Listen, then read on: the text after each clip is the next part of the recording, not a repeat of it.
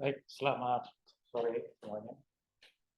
Kita akan bahas hari ini soal latihan 4 pada buku Alexander Sadiku ya.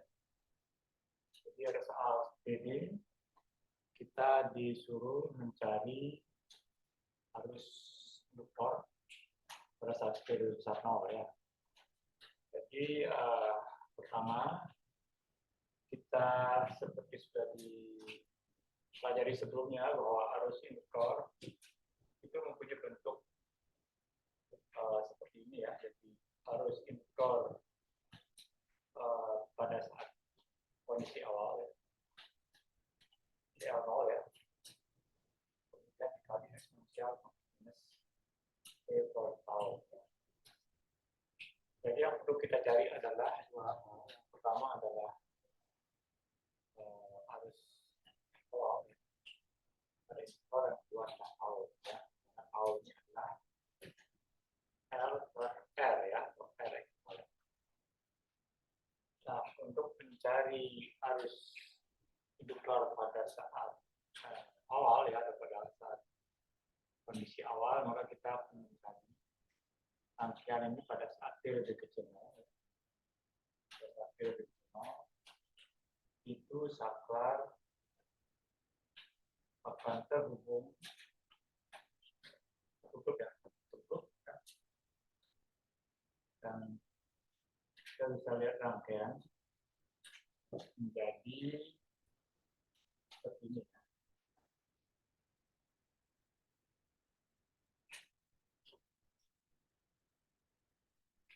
Untuk sakarnya, ya,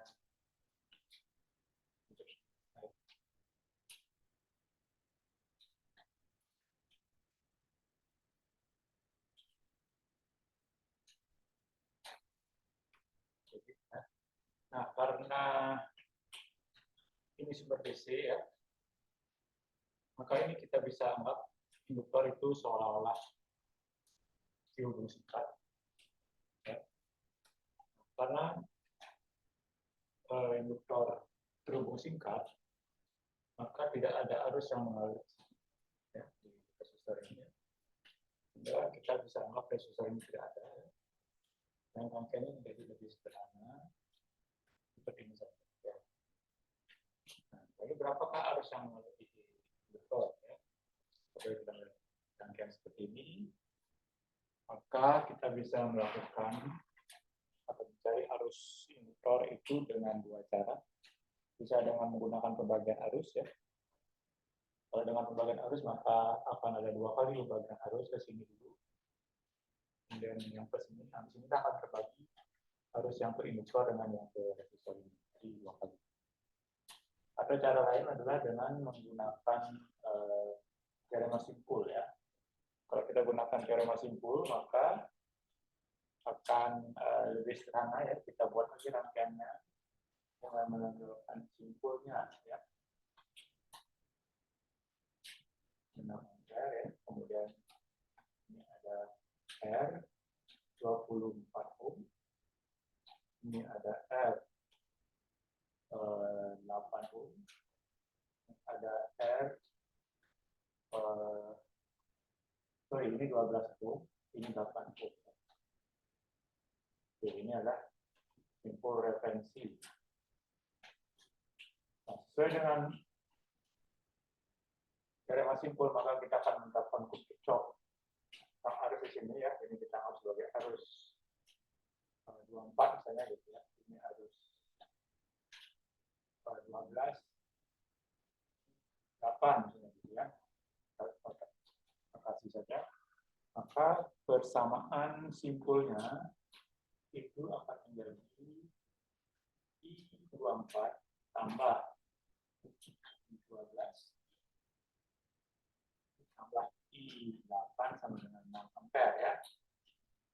Maka I24 di sini itu kan sesuai dengan hukum Ohm sama dengan tegangan dibagi 24 tambah I12 ini adalah tegangan dibagi 12 volt ampere tambah tegangan dibagi 8 dengan ini adalah persamaan simpulnya ya.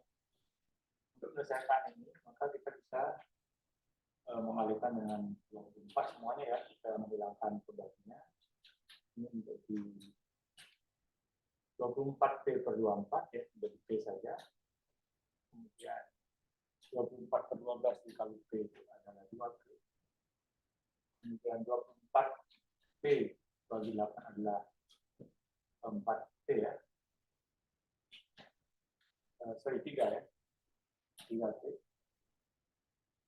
Sama dengan 6 kali 2. Sehingga dari persamaan ini kita bisa dapatkan bahwa 6P sama dengan 6 kali 24.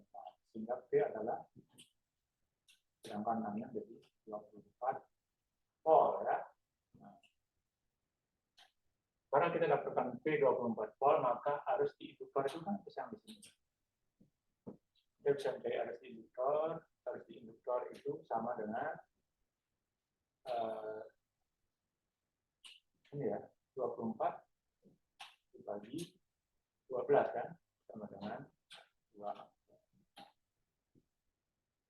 Nah, ini adalah arus induktor pada saat T lebih kecil 0 ya. Pada saat T lebih kecil 0. Nah, karena arus di induktor itu tidak bisa berubah tiba-tiba, maka pada saat T sama dengan 0, arus di induktor itu juga sama ya.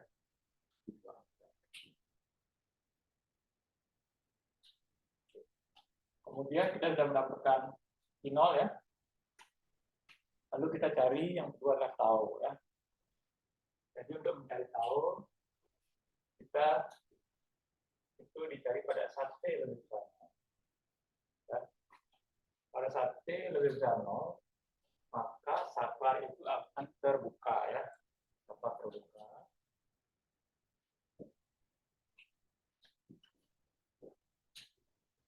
Maka rangkaian menjadi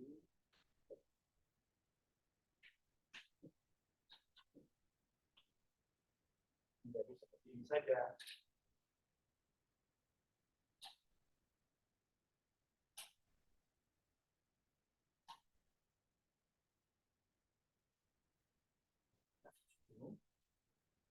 Jadi ada 12, ini 8, 5, 8. Untuk mencari R ekivalen, maka kita harus melihatnya dari L ya, dari L. Jadi sebenarnya kalau dilihat dari L, maka resistor 12 ohm dan 8 ohm ini adalah seri ya. Kita rangkaiannya bisa ditambah lagi ya, lebih sederhana. Jadi ini 12 tambah 8 sama dengan 20 ya. Kemudian ada yang 5 ohm di sini.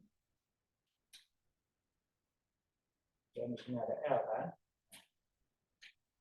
L, 2 Henry ya. Sehingga R ekivalen sama dengan kombinasi paralel 20 ohm dengan 5 ya. 20 kali 5 dibagi 20 tambah 5. Ini sama dengan 4 ohm ya. Sehingga kita dapatkan tau itu sama dengan 2 dibagi 4 dengan tau. Nah, sehingga kita bisa cari IL setiap waktu itu akan sama dengan tadi dapatnya 0,2 ya, dikali T minus T per 0,5. Ini sama dengan 2 kali T pangkat minus 2T. Ya. Jadi demikian ya pembahasan untuk praktis problem 7.4. Semoga bisa berguna ya. Terima kasih.